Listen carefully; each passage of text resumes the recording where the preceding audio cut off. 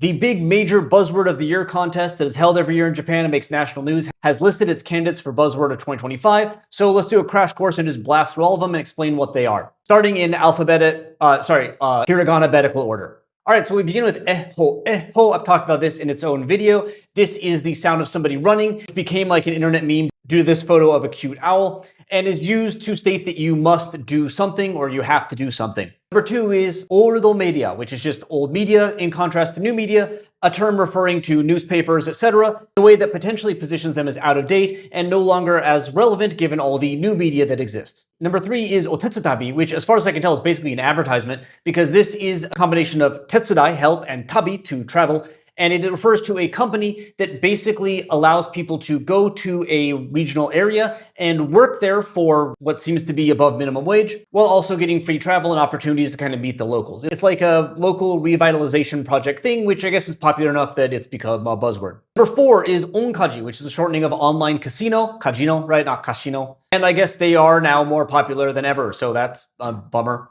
Number 5 is Kigyo Fudo, which is just literally the corporate environment. There's been some scandals that have caused this to become a topic of conversation, but that's why. Next is Kyoko Senkyo, which is Pope election. The Pope was elected.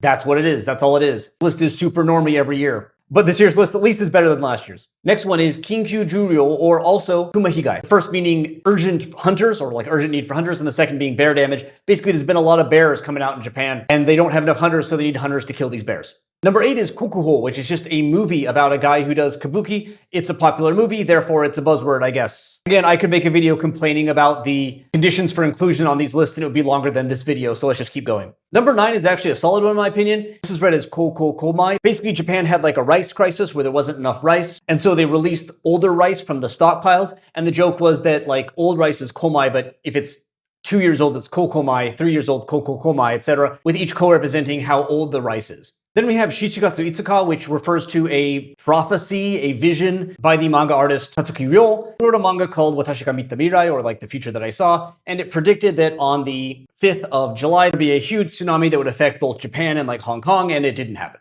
You have Sengo Hachijunen, or Showa Hyakunen. It's been 80 years since the war and 100 years since Showa, so that's what that is. Then we have Sotsugyo Shosho 19.2 byō, or as it's more better known, 19.2 byō no Chiramise, which I talked about in this video. There was basically a scandal where a mayor was accused of falsifying documents, and they said, no, I showed my documents for about 19.2 seconds, and that was weird, and it caused a whole bunch of stuff. Chappi is an affectionate name for ChatGPT, which people that like to use it and like to talk to it like it's their friend use in Japan to talk about it. I probably should make a video on that in the future, and I will. Nominee 14 is Chocominto Yori Anata. And if you don't know what this is, I don't know how this video ended up on your algorithm feed. It's a meme. It was popular. It was popular outside of Japan. I think it has a good chance of winning just because of that. The next is Torampu Kanze, which is just the Trump tariffs. They're in the news. It's a buzzword. There it is. Then we have Nagasole Okudasai. This one actually, I probably need its own video. Basically, there's a Japanese TV show called Wednesday Downtown. And one of the segments is called Detective Tsuda. And it's kind of like a prank show where this guy Tsuda, who is part of a warai kombi, a comedy duo known as Diane, is forced to like solve a murder. And basically all the characters that Tsuda interacts with are in on the joke but have to act like NPCs. They only are able to say a certain dialogue to keep things going. They can't like go off script. Although sometimes accidents happen or like Tsuda gets frustrated, it causes all kinds of things. Anyway, in one of these, another actor is trying to get Tsuda to go with her to a place. And he's like, look, it's cold there and it's going to take a few days. I need to get a change of clothes. We only have short sleeve shirts prepared and I need long sleeve shirts because it's going to be cold. And she keeps going, we got to go. He's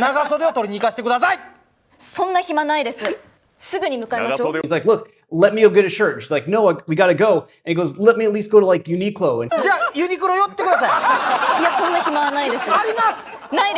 she keeps saying it, and finally he just gets exasperated and says, Nagasode kudasai. Nagasode kudasai. This actually happened last year, but it's become more and more of a topic of conversation because he mentioned Uniqlo, again, unscripted in theory. It's become part of like a Uniqlo ad. And because of this, it's been raised to the level of a potential buzzword of the year.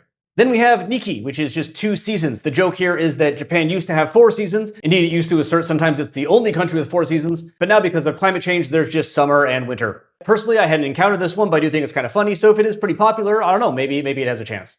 Nominee 18 is then Nui Katsu. And this is taking your Nui, your stuffed animal, your plushie, Nui Gurumi, and doing activities with them. I don't think this should be on the 2025 list. It's been in regular use since at least the mid-2010s.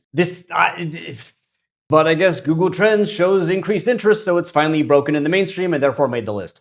Number 19 is a statement by the current Prime Minister of Japan, Takeichi Sanai, who said that they are going to throw their work-life balance in the trash and work and work and work and work and work. And so that's that. It also is combined, though, with just female prime minister because she's the first female prime minister, which, of course, is pretty newsworthy, although I don't know if it's like a buzzword. But again, I don't make the list. Then we have Biju-ijan. I've talked about this in its own video. This is definitely a big thing that popped off. Basically, there's a song that has Biju-ijan, or like your visuals are good, in the chorus, and that became catchy because there's a beat switch that made it really kind of stand out.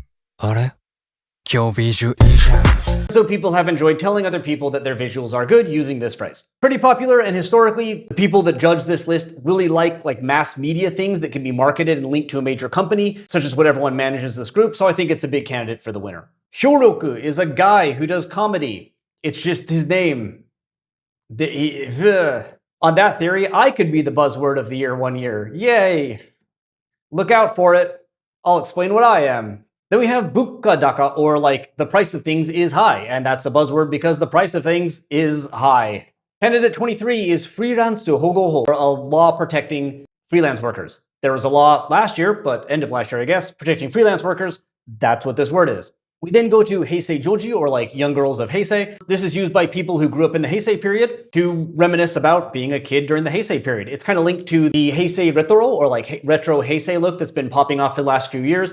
People are kind of like rediscovering and re-enjoying the fashion, the vibes of that period. And so, you're seeing your loose socks back, you're seeing the revival of Garu culture and the magazines. It's certainly a big thing. And so I think it's a good inclusion. 25 is hoitarane, which is from a dialect spoken in the Kochi region, and it just means matane, see you again. This is a buzzword because there is an NHK drama. If you're not familiar, NHK has a regular series of dramas that are usually pretty good and very popular. And one this year was Ampan, which is about the wife of the artist who made the Anpanman character story, etc. And she uses that in the show, and people liked it.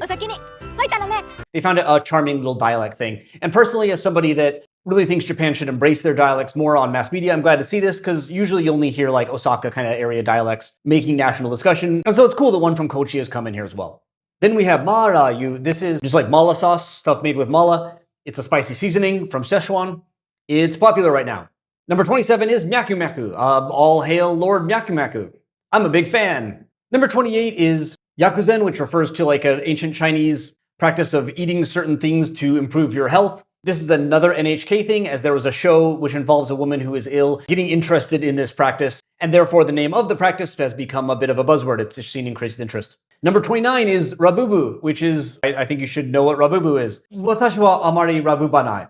And then finally for number 30, we have rikabari-uea. This is like clothing that's supposed to make your blood circulation better. It looks like this, and again, it's popular.